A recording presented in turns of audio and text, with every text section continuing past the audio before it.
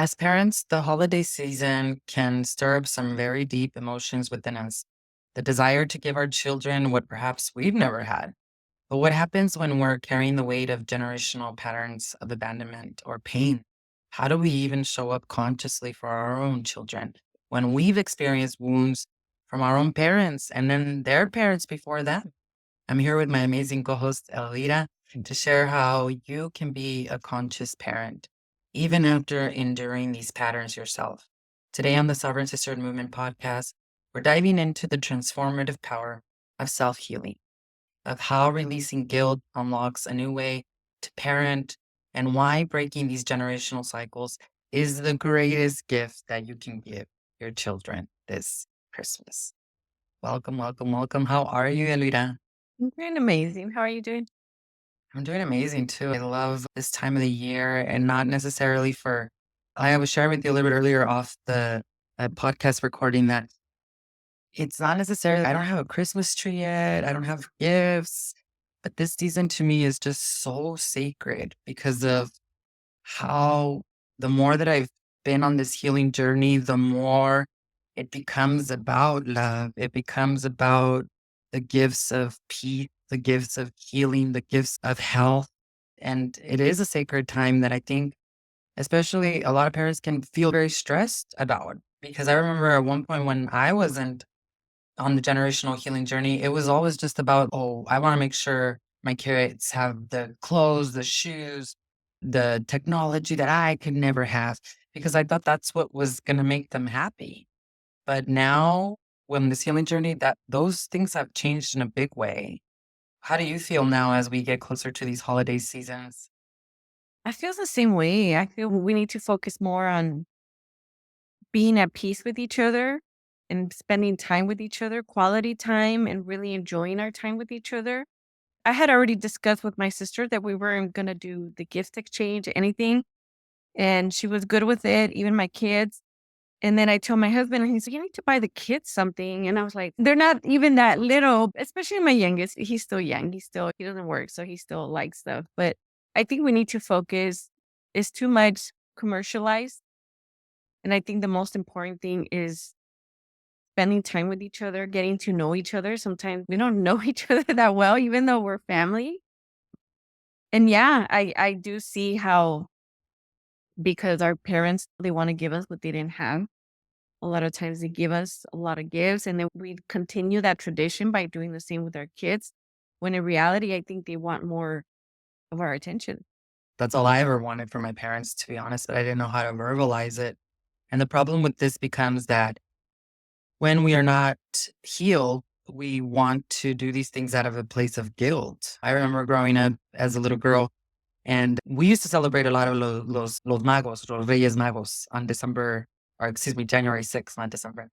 And I remember that as a little girl where it was like a big deal. I would go under and see, and then the Reyes Magos would bring stuff. And they would bring me, I remember one year it was a mop and, and a broom.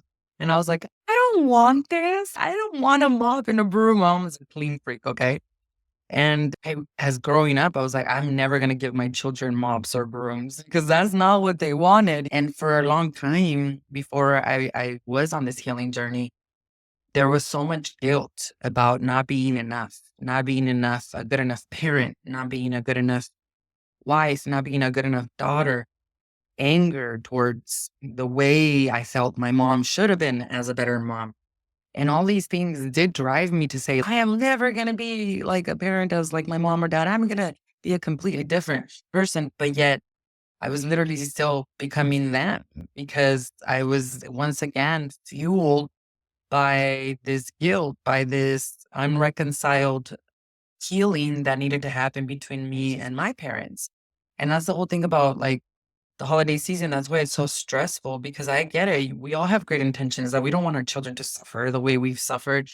But the true gift that we give is in healing because the thing is that if you're a stressed out parent that's trying to figure out how to put all these trees under the tree, even if your child is 3 or 5, they sense that. And like you said, it's that time together, that peace. Is it more priceless to step into a house that has, and I'm not saying that buying a lot of presents for your kids or wanting to, or doing it is bad. It isn't. When you can, absolutely.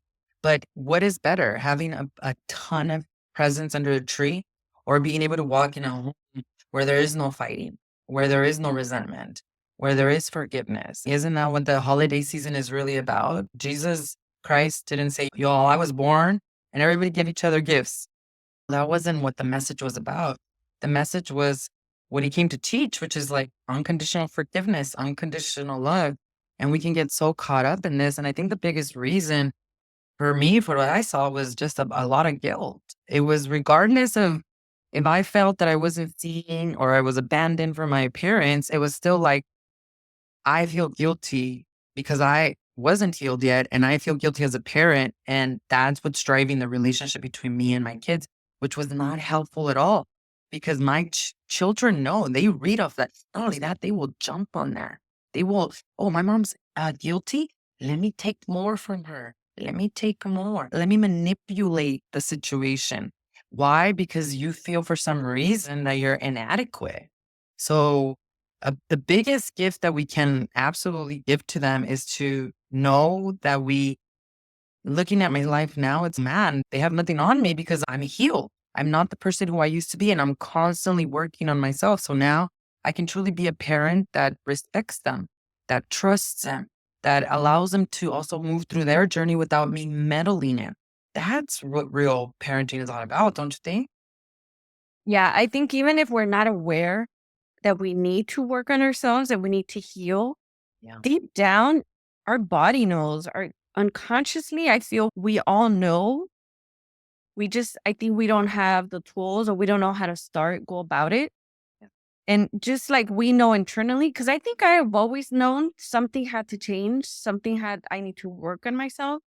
I just wasn't aware of how to do it or how to go about it. And people feel that it's energy. It's like when you're a little kid. I remember as a little kid, they'll be like, oh, we're going to so and so's house. And it was family. And I remember even as a kid being like, do we need to go? Because we feel it. So I think even as kids, we feel our parents, because we even did it, that all the gift giving and everything in the holidays is like there is some kind of guilt there because we're not present. We don't dedicate the time that we need. We're not understanding. And it correlates and it keeps repeating itself until somebody stops it, until somebody realizes this is not what's important. Like you said, Jesus Christ didn't come and say everybody needs to give each other gifts and spend all this money. And no, I spend really good quality time getting to know each other. I have a friend who's very good at, they'll ask questions, they'll play games. And I didn't grow up playing games or board games, nothing like that. And I like how they'll do games where everybody picks, they have like little questions, the paper, and she'll fold them up in a little bowl and everybody picks them out. And we all started asking questions. What's your favorite color? What have you always wanted to do that you haven't done? Just really getting to know each other as a family and spending that quality time. Yeah. And a lot of times, unfortunately, we all have to work. We all have busy lives. I think that those memories of being at peace, showing each other love, all the bickering and arguing, forget about it, just really enjoying it. You know what I mean? I think those are the best memories. Cause I remember as a kid it, when all the cousins were together and you're running around, you're playing, those were the best memories. Yeah. It wasn't even about giving each other anything. It was the time, the laughter that we spent with each other. Right. Yeah. And it's a big part of that is because even in giving, like I said, a child can tell if you're giving from a place of, I'm not good enough. I'm just trying to buy your love. Even a 2-year-old or a 1-year-old or a 8-year-old, it's very obvious if that's what you're doing. And again, that's one thing my kids never had a problem with, right? They were always taken care of. There was always physical needs and clothing. But was I present? Think about the word present. That's the gift that we're talking about here. And the whole thing about the reason why I couldn't be present, which was really ironic, was because I felt guilty because of the relationship I actually had with my parents. I couldn't reconcile that. I couldn't have a harmonious relationship with my mom where it didn't end up being always an argument. Now I can, of course, because of that. I've healed that, But back then it always ended up being like that. And holidays were always an argument. It always was. I remember going into Christmas and it was just like, don't drink too much. You're drinking too much. It was always chaos. There was always like arguing. There was always just control. That's the whole thing. That the whole thing about raising children when you have not healed yourself is that you control them. You try to control them. You take on this dictatorship role, dictator, where you're like, I know what's best for you, and you're going to do what is best for you based on what I believe. And that is like the fastest way for your child to leave your house as quickly as possible. When I got pregnant at 16. I was 16 and pregnant.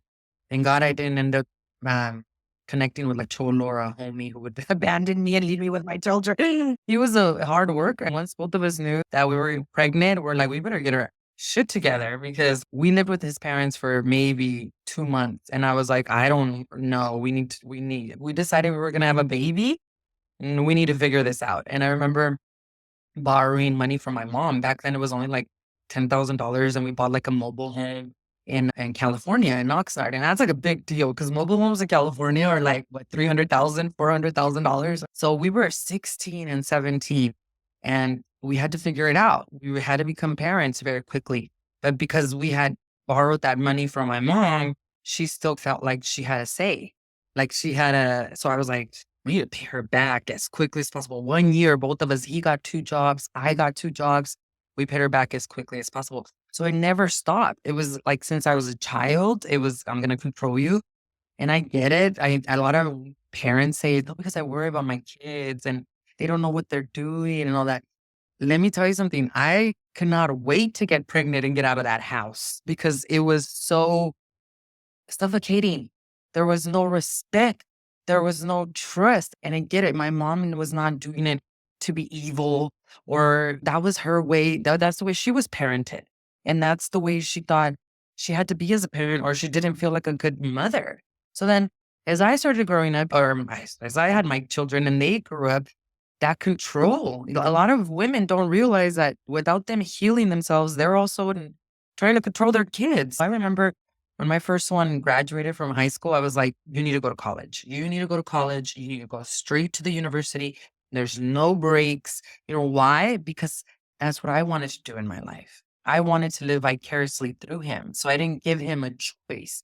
And then as I began my healing journey, I was like, no, you decide what you want. Now that I'm completely a different mother, when my second one graduated from high school, I was like, baby, you do what you want. Like, you have found your life purpose. I trust you. You follow your heart. That's all we want as daughters, as children. And we want that not just as babies, we want that as adults. So, ladies, when we do not heal ourselves, you trying to meddle and control and using it as an excuse or worry is literally showing your children that you don't trust them, that you don't respect them, which is then creating very insecure children. And that's why these things need to be talked about. Yeah, you want to stop being like your mom? Heal yourself. Why? What does that mean? Your nervous system. Why? So you could stop trying to control everything. Don't you think? It's suffocating. I definitely went through that. I know my siblings did too, where all this controlling of you have to do it this way. You have to, even in the holidays. I think even when we're young, the first thing we're thinking about is we need to get married so we could get out of the house. And I've talked to so many women where they tell me that, and they tell me, I love the generation now, how they take their time to getting to know their partner and this and that before they even move in together and then later decide to get married and later decide to have kids. Like we started young. I didn't have young kids that young.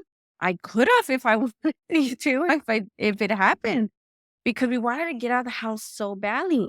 And then when it comes to the holidays, it's so frustrating because at least for me, it was like because my mom didn't have it when we got older, she wanted to have the formal dining table and the formal this and the formal this.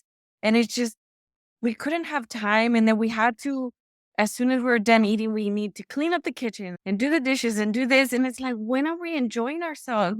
Everything was so like this and everything was so controlled that it stressed the whole holidays and then ends up everybody arguing about something not even important, not it's something so simple because everybody starts getting stressed out. And then to top it off, we're getting each other in debt, Mm. getting everybody and their grandmother gifts. When in reality, all we want is just to be heard, to be understood, to be have a good time and just relax and enjoy each other's company. I think we all need to learn. Yeah, and stop using the excuse of as a mother that, oh, I'm just worried about my kids and they don't know what's better. Look, your kids, our children, I truly do believe we choose our parents. We really do. We choose our parents to learn the lessons that we're here to learn. It's hard to say that to someone who's been through a lot of abuse, and it's not something that you would say, especially in a traumatic situation. I'm not saying that you chose what happened to you. I'm saying that I truly do believe we choose our parents to learn the soul's lessons, right? Things happen to us. Even abuse and things of that nature. You did not attract it. No one attracted that. The reason I'll give you a perfect example. When there is, for example, patterns of SA, assault, abuse, right? When there's patterns of abuse and one mother has gone through it, she is afraid of that. She's afraid of that happening to her children. So what that creates is the frequency of fear around the beautiful, pure child. And remember, when a mom is asleep and a mom doesn't pray for her children, those children are open vessels for all of this spiritual warfare that we're all part of, right? So it's not that you attracted it, it's not that you deserved it. It's not as easy as just saying, "Oh, my soul chose them, so I have to go through it." That's not what I'm saying at all. But what I'm trying to say is that anything that we incarnate into these bodies with are things that we can not only transcend, that we can overcome and heal, and that's precisely why we are born here. And that's where our gravitation towards God and towards love and towards healing has to be stronger than that pain. Because we know what it's like if you come from a lineage where mom's nervous system was not regulated, because that's really what it is. The more that I regulated my nervous system through meditation, the brain was rewired. So the way I see it is the brain is what tries to control everything because it's on some kind of program. When you start to regulate your nervous system, instead of controlling, you start to allow yourself to receive. You receive, you're in the present. That's the gift, right? You're in the present for what? To get the next message because God is always guiding, but more importantly, to see your children, to see your children in the light that they are, not what the course calls all these special relationships that we create. A special relationship is I love you, but with conditions. How many of us as parents, because we thought we were doing the right thing, our kids get home. I have my two sons are the brightest, most intelligent one, especially the older one. I don't know how his freaking brain, the younger one is intelligent, but the older one, he absorbs everything and he remembers everything. I remember in third grade when we moved houses. We moved from Phoenix, which didn't have a very good school system, and then we had to go to Palm Valley, which was way advanced, much more advanced. So when he got there as a third grader, they told him, and that's why we moved because I was like, I hate this school. And they told him, you're behind. You're gonna have to get left behind. And I said, no, he's not. He's not behind. I know my son, right? We put him in Kumon. Have you ever heard of Kumon? No. Okay, so Kumon is like this I don't know if it comes from Japan or whatever, but they're tutors that help your children. You pay it's private. You pay them. There was one by our house. I kid you not. Within 2 months, he was the head of his class for all of math, all of reading, all of English. Right. I was there to support him and help him so that he wouldn't be labeled. Right. And they're so intelligent. My other one, they would say he doesn't sit in his chair. He doesn't sit still. He's always talking. He's very social, which is his most amazing gift now. What would have happened if me as a parent, if thank God I wasn't that disconnected, if I would have then gone to him and said, well, teacher said you're not doing this, so we're going to put you on medication. Oh, and by the way, you're a bad boy. That's what we do as parents because we think a higher power is telling us we don't trust or respect our children because we can't be present with them. And we can't be present with them because we don't trust and respect ourselves. So that to me became the biggest path to healing. The more that my nervous system got regulated, the more that I trusted my children's path. And when my son was in the University of Colorado at Naropa, and he said, "Mom, I need to come back. This is not for me." Thank God that I was already on my healing journey, because I would have been like, "No, you're staying and you're going to finish. And we already did this." And you know what? Him making that decision and me finally being able to say, "That was, go for it, honey. Do what you got to do." It was the best decision of his life, because him coming back, first of all, he went, he had the experience. That was beautiful. Him coming back, he's in his dream job. Like literally he is doing the work that he was born to do. But again, if I wouldn't have healed and I would have still feeling guilty, control, they're gonna be more depressed. And then the cycles are gonna end. It's like crazy how this works. We're all different, and it's crazy. Even they say all kids, they're look at your fingers. They're all yours the same hand, but they're all different fingers. It's the same thing with kids. Yeah. They're all different. I know my oldest, she learns more by doing. Yeah. And she gets frustrated 'cause she's like, "Mom, I don't feel like." I'm like, "No, it's not that you're not smart. You learn differently. You give my second one, you give her books, she'll learn. She won't struggle with anything." I'm like, "You just learn differently. You're more like your dad. You need more hands on. That doesn't mean you're not smart." I'm like, "Your dad," I'm like, "You give him a book, forget it. Like, he's not going to function that way." I'm like, "You put him to do stuff manually. It's amazing everything he knows how to do just because he learns naturally by doing."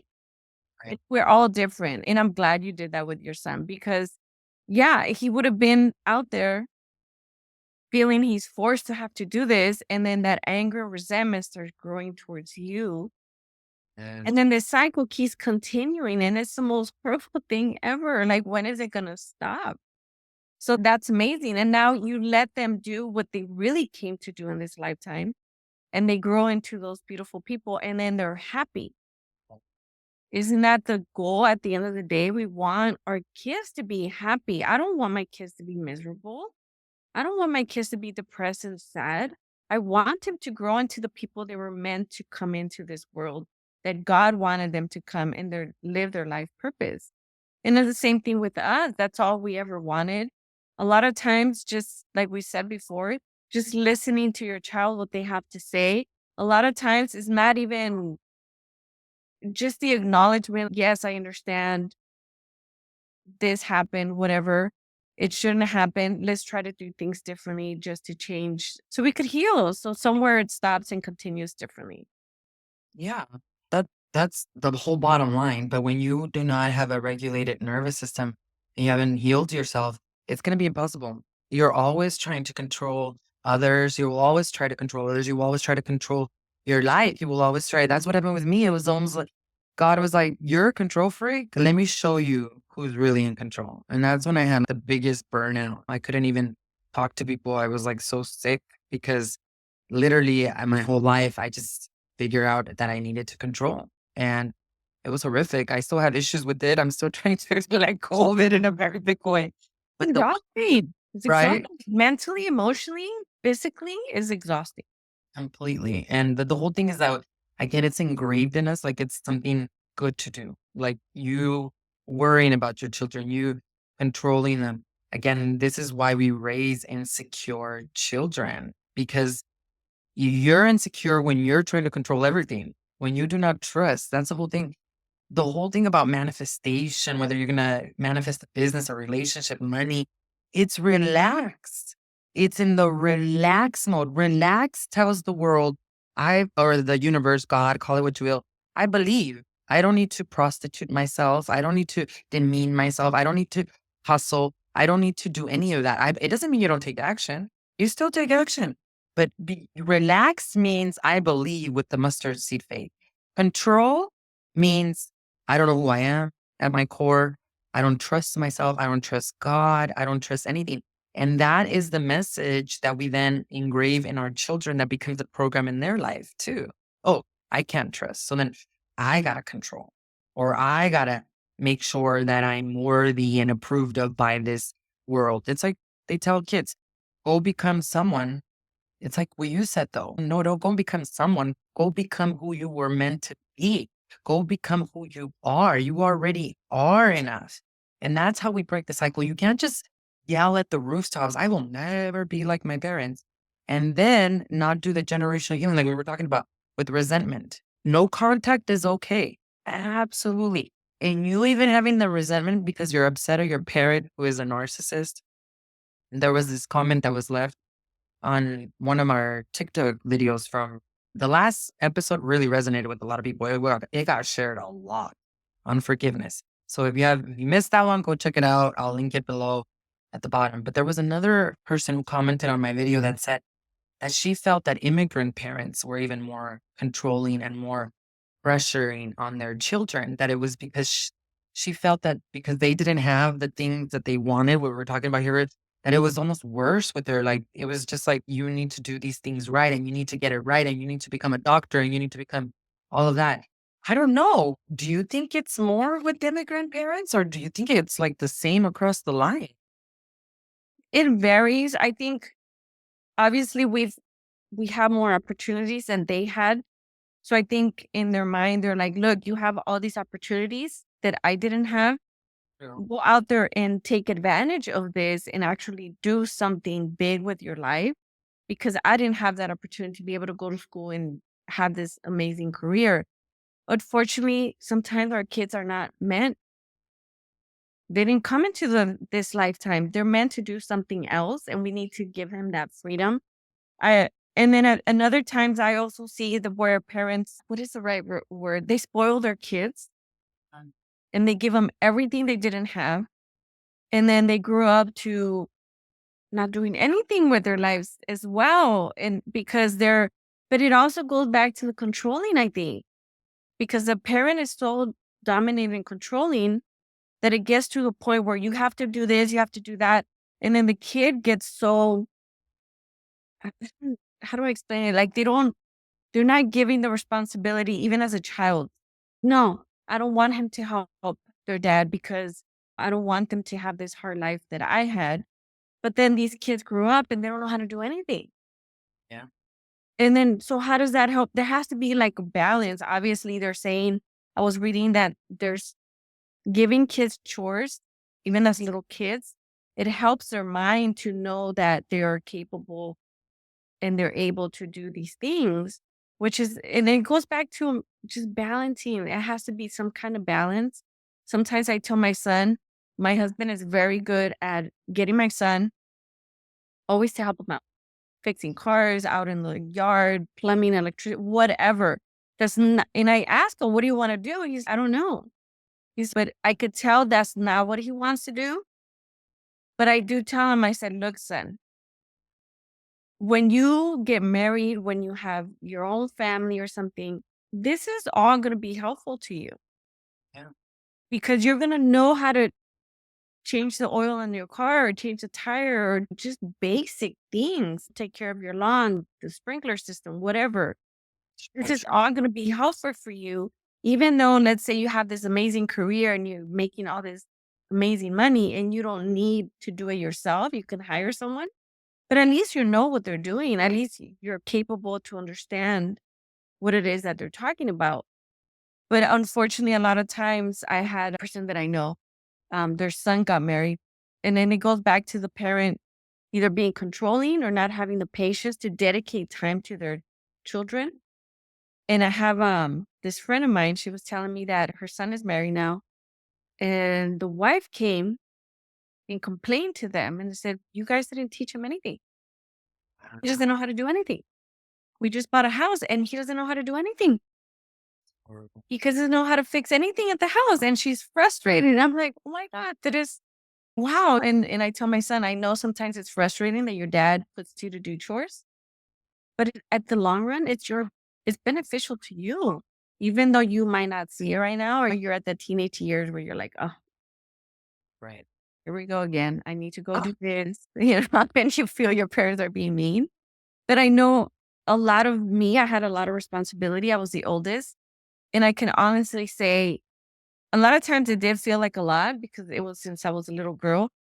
But I do feel it made me more responsible. Um, it was a lot of weight on me, and it seemed like it was just on me and it wasn't on my siblings. And that's where I know I speak to my sister and she's, yeah, I didn't have those responsibilities that you had. Even as an adult, it all fell on you. And I think we need to find again, it goes back to balance. Yeah. And I'm sure, like, that's such a great example because a couple things. First, those parents probably thought they were babying their son. They just wanted to protect him, but yet they were not helping him at all because he's going to be an adult.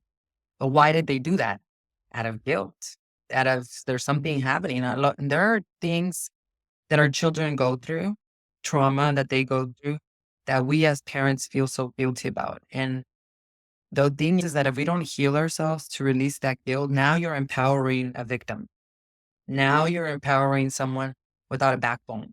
Now you're empowering someone to always have an excuse to not level up. Is that what you want to empower in your child? And I know it feels horrible to know that a child of yours has gone through something very traumatic. You want to take the full responsibility. You want to take the entire, but that's where the healing journey is needed because you continue to feel guilty. It's like there was another comment that was yesterday on our TikTok video about the forgiveness, where there was a gentleman who said, I already apologized and they're still not talking to me. Well, I was like, then what you got to work on is the guilt because you already did what you had to do. You apologized. Now you have to release the guilt or else you're going to keep repeating this cycle over and over But again. sometimes people apologize and they apologize. At least I've had apologies where like, Yes, that's true. I've had apologies where it's like, yeah, I made a mistake. It's very attacking. I don't know how to explain it. It doesn't seem genuine, like you feel bad. But a lot of times there's an apology where it doesn't feel genuine and then the pattern or the behavior continues. And that's where I have my issue is, but you're still doing it. So how is it that you're apologizing to me, but the behavior is still continuing? That's where I'm like, okay, I'm not playing this game. We need to stay away from each other Yeah. because it continues. There's no, okay, I made a mistake. I need to work on myself. Let me find some kind of help listening to podcasts, audiobooks. There's so many ways there's everything's on social media now, even psychologists or there's programs that it's so easy. I just joined a program where everything's online. This is online. Satori, the Sovereign Woman Academy, it's online. Yeah. And there's women in California, there's women in Texas, and we all have this community, which is beautiful. But it's like, again, if there's no change in the behavior, or sometimes they don't trust it. Cause I do have somebody that tells me that their daughters don't speak to her. I don't know. Maybe the daughters, they're at the point where they don't think the behavior is going to change and it's going to continue. So they just shut the door. I don't know. Maybe there's that fear of the children now that they're like, I don't think it's possible. And maybe it is. Maybe there are changes there. There's so many reasons. Yeah, it would be we would have to look at every situation so different. Yeah. Every situation so different. And yeah, for sure, maybe this commenter is still in that same behavior, and that's a whole other issue, right? From his perspective, it seemed that he wasn't and that he was truly sorry. That's what from what I got from the message. I'm gonna reply back in a video to get more because it's hard, like you said. Can't just read a sentence and then try to figure it all. And there's always two sides of the story, you know how that goes and stuff of that nature. But if let's say you did really truly apologize when for something you did and you still the other person is still talking to you and that's not the problem. The problem is you need to go heal yourself so you can stop feeling guilty because I mean, I could respect the other person too. yeah, because now they're That's how everybody feels the trauma, whatever happens to us, we all feel it differently. So maybe that wound for that person was very deep. And you absolutely realize how deep that was. yeah, and that's where the space is needed and the respect, and that's where you cannot no longer meddle and try to contact and all this. That's not what you need to do. You need to step back. You already did what you needed to do. Now you need to work on yourselves and releasing that guilt or whatever is happening there. Now, from the other thing you said, though, I want to go back to what you said about your son because that's very important. about your husband teaching him those things, even though he's not going to be a mechanic one day or whatever. And this is the whole thing about healing yourself as a parent, and all of us, it's we were put as parents to guide these children, not to be their best friend. Guidance means they come to you with a question, a problem, or whatever. You guide them based on your own intuition. But if you're someone who's broken and wounded and unhealed, you're not guiding, you're controlling. So that's the number one thing. The other two, then I just raised, yes, I don't think it was this morning. One of my favorite UFC fighters, he's from the Middle East. He was talking about his son. And he's this guy, I don't think he's ever lost a match. He's like, when he gets on that thing, he's going to win. Very disciplined. And I have a son, and my son was telling me that he doesn't think he has to be a UFC fighter when he gets older. And I said, that's okay. You don't have to be a UFC fighter, but guess what? You still have to train every single day. And you know why you have to train every single day? Because you're a man. And a man needs to be strong. And man needs to be wise. So that's what training is for him. You don't have to compete. You don't have to get on the anything like that. But you will to the training. That is him being a guide. That is him being what God put him to be there for that child. We don't do that when we have not healed ourselves. We do what the other situation you told us, we baby. And I used to do this shit all the time. When my kids were smaller, let me do everything for them. Let me make sure I cut their food. And I thank God my boys and my husband, they wouldn't have that shit. They were like, leave me alone. Even I still had their names, and they're going to get mad because I'm saying this, but I still use that on my phone as like my baby. One day I come to my phone and it's changed to this like adult name. And I was like, who did this? I'm like, stop doing that. And I get it. I totally get it for us. They will always be our babies, right? But we have to heal ourselves so we could stop treating them that way, because the only reason why we treat them that way is because we feel guilty. Don't you think? Yeah.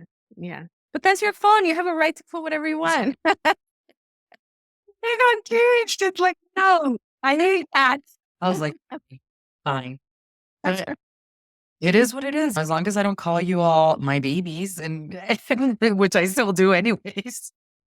My mom still does that to me. Like they will always be my babies. That's different. I'm not trying to be insulting. You know what I mean? This is how I see you. But I get it. If you don't want me to put that on your phone, then I'm going to change it. So yeah, they changed it on my phone. So that's the whole thing. We are here to be guides to our children.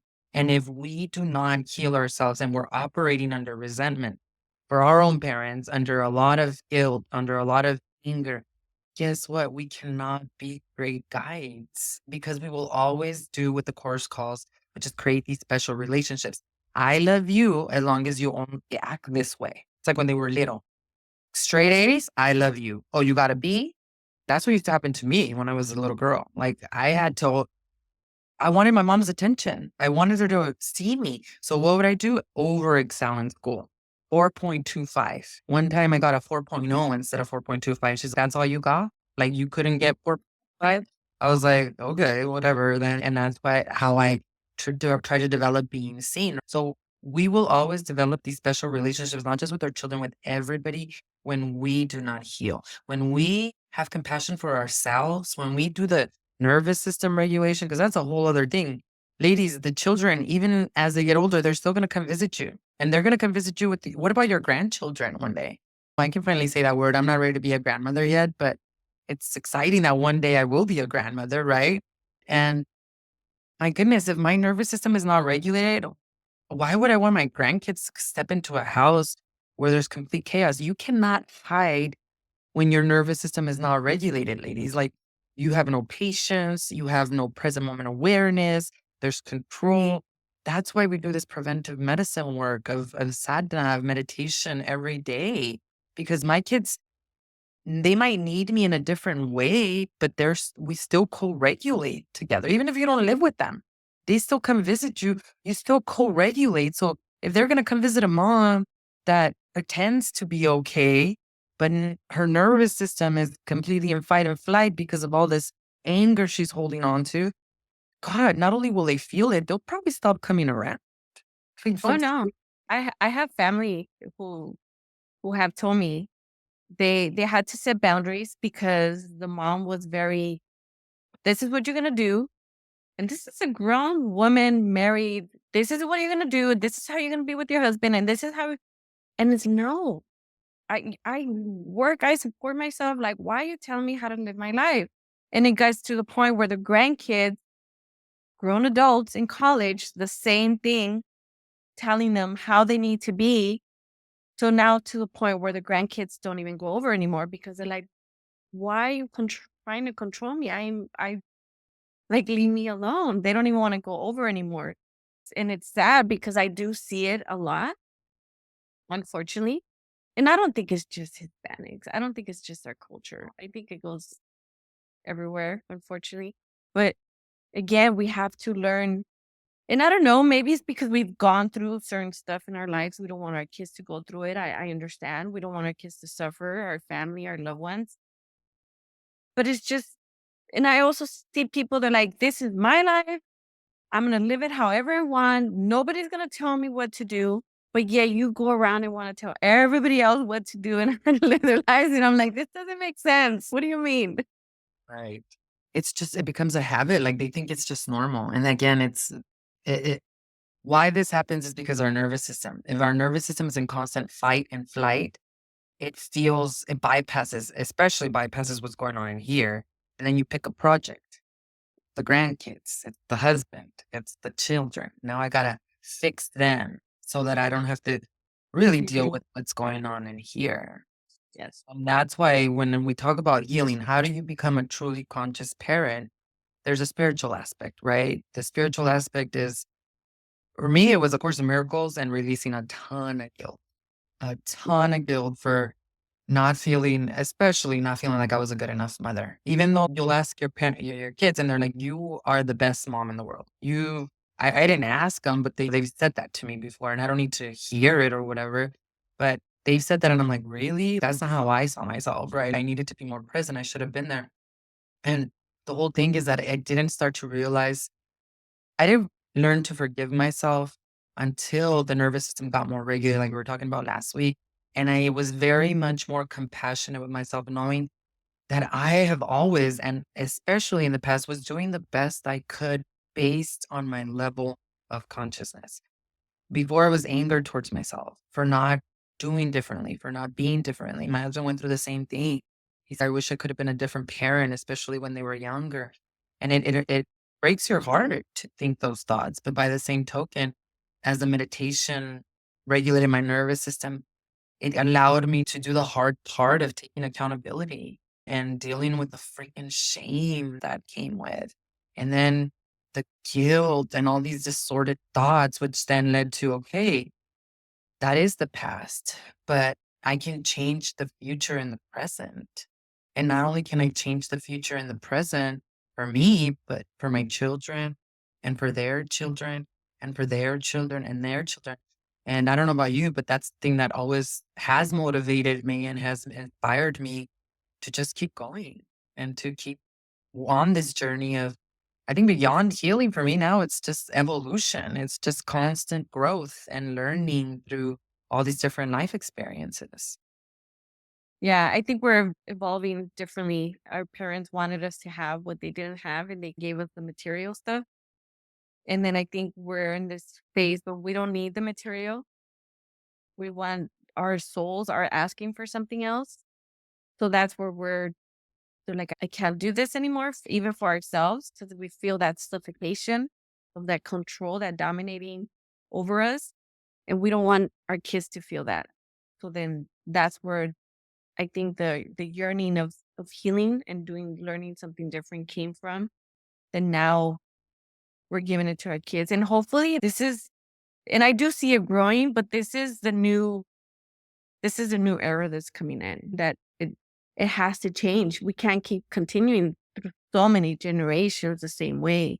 We have to grow into this new, evolve into this new generation so our kids can actually have something differently and don't feel that suffocation. And it's a learning process. We're still learning. We're still growing and evolving into doing better. Yeah. Every single day. I think you're right. I think you're like saying what you said about the new generation that they're not so quickly to run off. That's just an indication of how much maybe we are all healing too. That they need to run off and get pregnant, or they need to run off and go to college and do the traditional things they do in college, which is just get drunk and be promiscuous and all those things. My son never did any of that. Thank God. He was very grounded and centered. I'm the one that pushed him into college. And I was like, you need to go.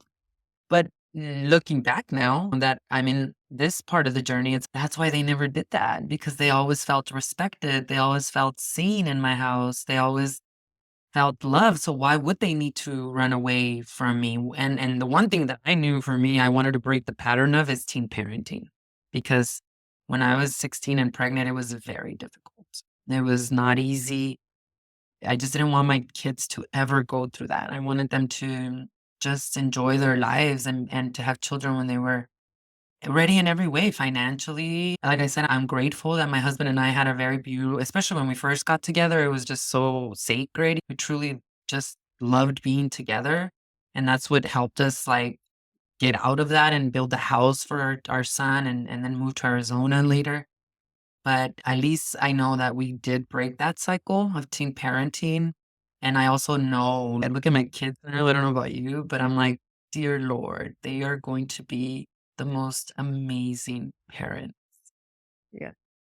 The And most I can say what I realized this week, and I know I could share this with you, like, how blessed are we that we found because I was telling my husband how because he was born in California, but he was raised in this little ranch out in South Mexico, whatever, middle Mexico, whatever. And I was raised and born in the city in California. How did we how did even our lives come together? Like, how did we meet? And after almost 27 years, have that commitment? Because I know you have it too, like so young. You guys were so young. You still, after so many years, still commit to each other, still choose each other, and still try to grow with each other, even through all the ups and downs. Like, especially this Christmas, I think there's so much to be grateful for. Mhm. That is so true. That's what it's really all about. And it is sacred, it is rare, and it's all because we deserve it because of who we are and the amazing courage we had, both of us, to say it ends with me. Yes, yes. Because if we didn't do that, we probably wouldn't be together. You know That, what I mean? And it's true. that It's true. all of it, not just you and your husband, but even us together here today. Yeah. Imagine that. I could not even see life. Oh no, I don't even want to imagine that at all. At all. Because It would be horrible. it would be, and that's why I think we can stand here and share with all of you that as difficult as it may seem. One of the questions that I got, I guess we can end with this is, how do you do shadow work? How do you heal? And yeah, that's such a full question because there's so many ways you can do this, right? The only way that I know, in my opinion, is what me shadow work is not necessarily like me sitting and meditating and facing all the bad things about me or all the bad things that happened to me. That's not at all. Even when I think about A Course in Miracles, the spiritual psychotherapy, that to me is shadow work. But why? Because it's spiritual studies that are reminding you of who you are beyond these shadows that you think you are. And shadow work to me also is the meditation. It's every morning committing to, I'm going to meditate whether I want to or not. And the reason I'm doing it is because I need the prana. I need my nervous system to be stable. I need my brain to be stable. And then with time, the repetition would cause is that nervous system becomes regular where it gets off the fight and flight response. And then you are able to then be more compassionate and more kind. Because it's not, I think when people hear shadow work, they think like you have to sit and face all the shadows. That's a constant journey. As you grow and evolve, things pop up. And then then thing is that we're more aware now. That's the whole key. When you don't have a meditation practice and when your nervous system is all in fight and flight, you're not aware. Like I was just operating 90 to 95% of the day, angry and victimhood, controlling. That's how I used to, and I thought that was just normal. So we don't have to make it complicated. But by the same token, it's very personal to everyone and it just requires repetition. What I know to be true is that after 40 days of any Kundalini yoga meditation, the brain changes, the gray matter changes, the nervous system changes.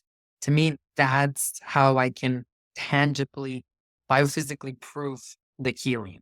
How would you say it to help someone that's a parent who's ready to do this work? It's different for everyone. With me, it just, like I said, it started like I felt I was suffocating. And for whatever reason, you got to listen to the signs. If you believe in God, you have to listen to the signs. A lot of times we're not aware. I'm telling you, somebody kept bringing up this coaching program.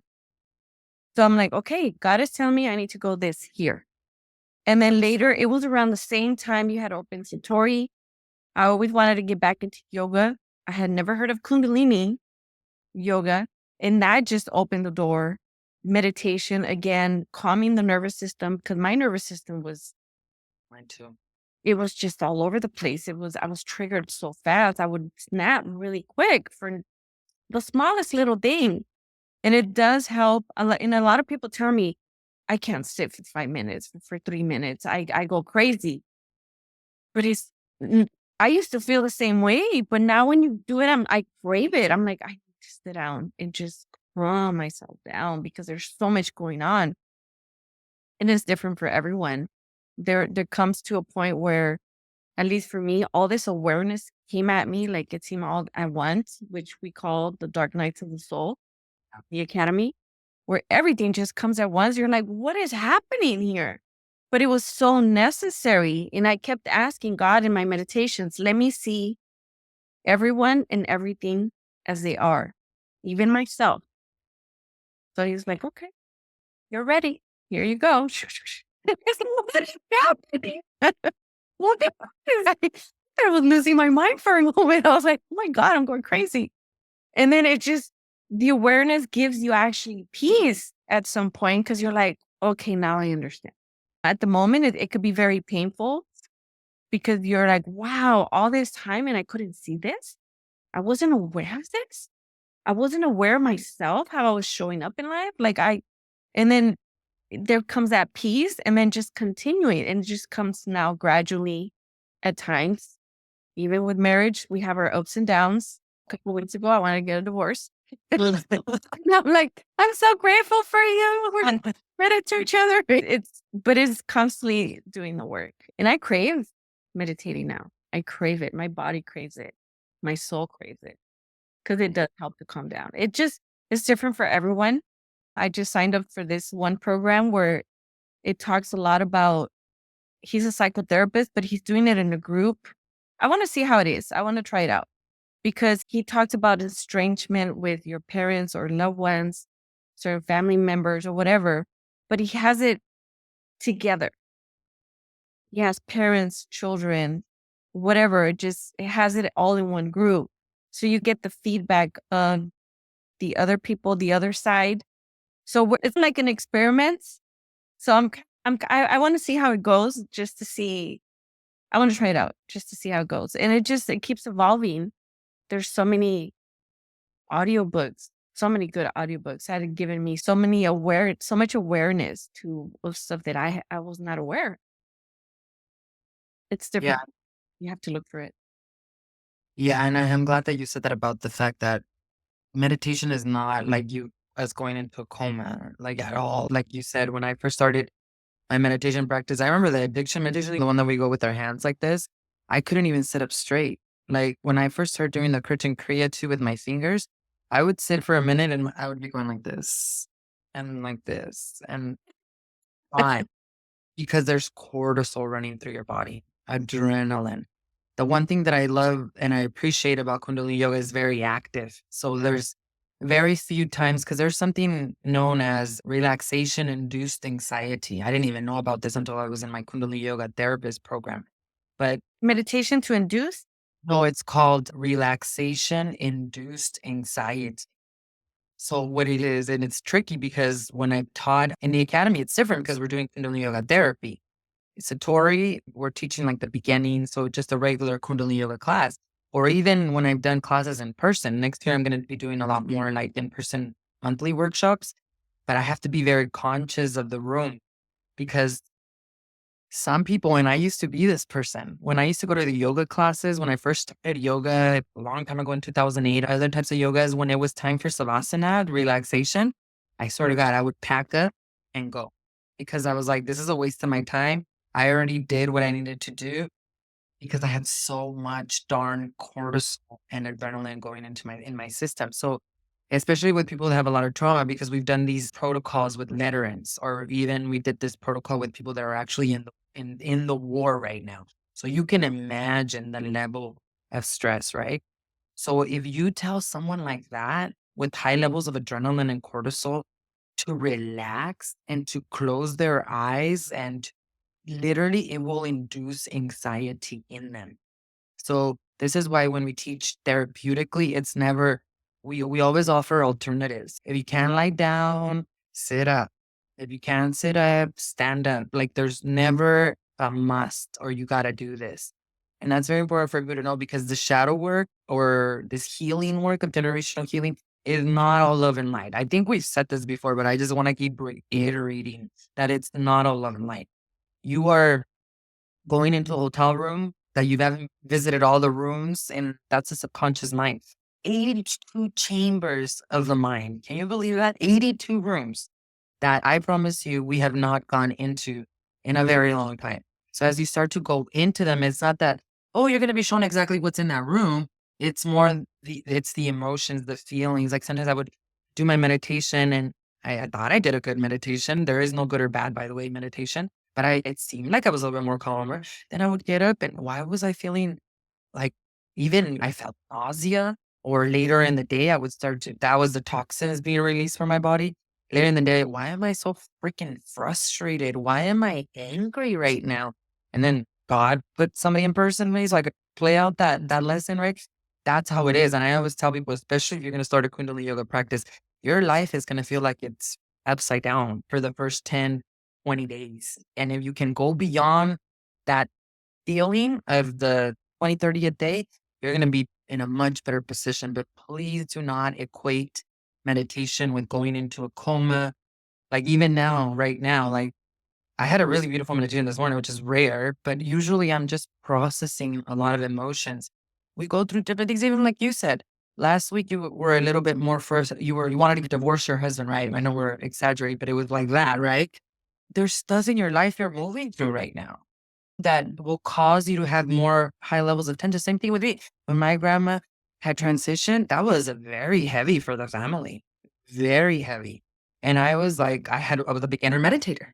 That's what it felt like. I was like, every day, it was like I was crying, processing. I didn't want to meditate. I just could not sit still. Please understand that it's not that we're unhealable and broken. It's just that life will always be life. And you require, just like a car, requires daily maintenance and requires oil changes and requires all those things. You need that too, because you can't control life. We just talked about this control issue, right? You can't control the karma of your children. You cannot control as much as you want to protect them. That's the whole thing. Like mothers that try to protect so much, then they create the fear that then creates the situation. It's so hard to see. That's what we're doing. But it requires us to letting go of the control and trusting a higher power and allowing that higher power to refocus that energy back onto us and not onto those around us. So I'm so glad that you brought that up because that's something I don't think. Have we even said that in our podcast that meditation is not like coma? I don't think we have. We. I think we have, but right now when you were talking about that, I remember you had a class back when you had Satori in Phoenix Oh yeah. that you did a class at night. It was like a relaxing one, and your dad went. I'm pretty sure your dad was there, and your sisters were there, and we. It was a very deep meditation where we actually had to lay down, and that was a meditation. We're laying down, and I went with my girlfriend, and she's laying next to me, and how anxious she is that she's like I could tell she would move and she would move. And I'm like, I'm not gonna pay attention to her. And I'm here like really deep in the minute and I could hear her move just and I could hear Yashira's giving the class and she's like, Everybody needs to stay still. Don't move. And she's just, and then she touches my hand, and I'm like, oh no, she just did not touch. I'm not even going to look at her. And we get out of the class, and she's, oh my God, this is so perfect. This is exactly what I needed. And I'm like, you wouldn't stop moving. What do you mean? It was so relaxing. Exactly what I needed. I'm like, but you wouldn't stop moving. And it was perfect. And I was like, you touched my hand. Why did you touch my hand? She was like, it was by accident. I'm like, thank God I do not look at you, because I knew if I would have turned around, we would have started laughing and then disrupted the whole freaking class. So yes, it's different for everyone. She thought, oh, this was the most relaxing thing ever. Yeah. She was like, it was perfect. It was just what I needed. Because probably her nervous system had never reached that level. I know what you're talking about. She did yoga nidra, didn't she? Yes, it was that Yes. one. Yes. Whoa, that stuff is intense. If any of you have tried yoga nidra, let us know in the comments. But you think you're not doing anything. It's like they call it the sleeping type of yoga because you just go and lie down. But I swear to God, you go into other dimensions. Yes, yes, you do. I felt I was in outer space somewhere. Yes. I have a friend who does that. And I don't know, does Jashira still do yoga nidra? I don't think so, right? I don't think she does. That one of my friends opened one up in Scottsdale in Paradise Valley, and she calls it a sleep studio. So that's what they call it now. So people who are having like a lot of problems with not being able to sleep, that will help you. But yeah, there you do have to lie down and you do have to try to be quiet. You know what I mean? Like and deserve to. I've had those instances too where my husband will be next to me in class and I wanted to touch him. Like I wanted, but then I remember I'm messing up his experience and I don't want to do that because I already messed up his experience one time where he was in like deep, he literally was going to transcend, he said. And then I walk in there and I interrupted him. He still reminds me to this day. And it's been like years. So I'm like, forget it. Either don't lie down next to me or go find your own space because I don't want to get blamed for you not accepting the atonement. That's literally what, like, it was interrupted me. I was going to become enlightened and awakened.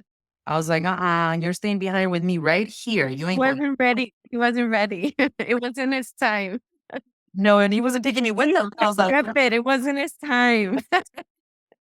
he'll still say it once in a while. I was like, you can do it again, you little victim. Come on. It wasn't his time.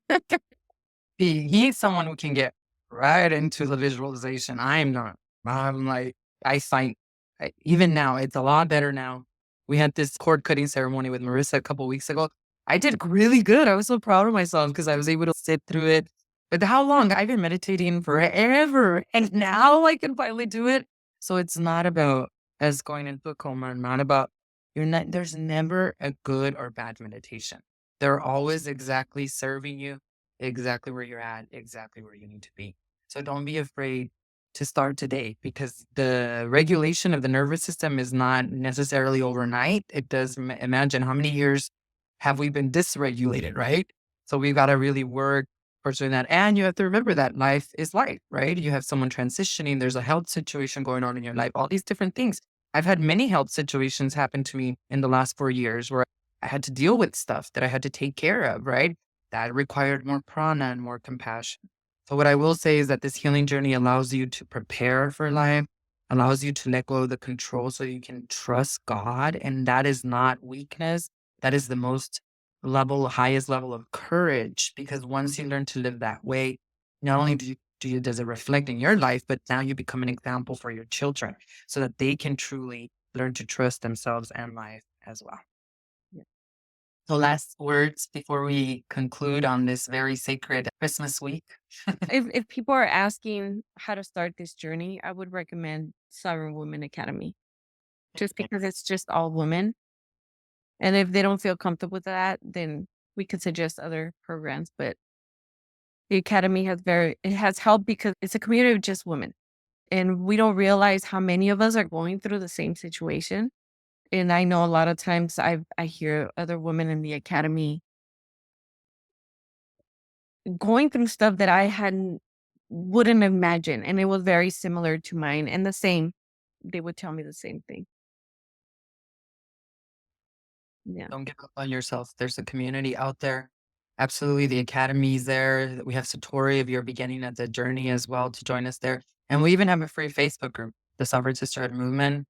For any of you that have never ventured into this type of work, that's a great starting point. Also, I do a live healing session there every Wednesday, and we open up a lot in there. There's a lot of questions in there as well. It is there for a reason to help you better understand if this is the path for you and to see because a lot of it is a course in miracles and spiritual psychotherapy and kundalini yoga. That is not the only path. There's a lot of paths. So please, there's a lot of paths to come back home to yourself. I studied all these. Remember, I got all into all these spiritual traditions. I was like, they're all saying the same thing, and they're all pointing you back to the same thing. So, absolutely, I agree with you. Community is crucial. It's key.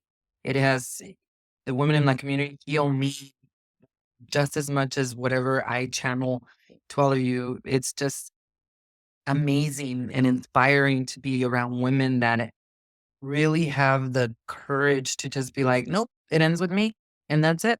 And that's it. And that is what I call sisterhood. So absolutely, I would agree with you as well. So I'm going to put all the links to that below in the description so you all can find us and join us there.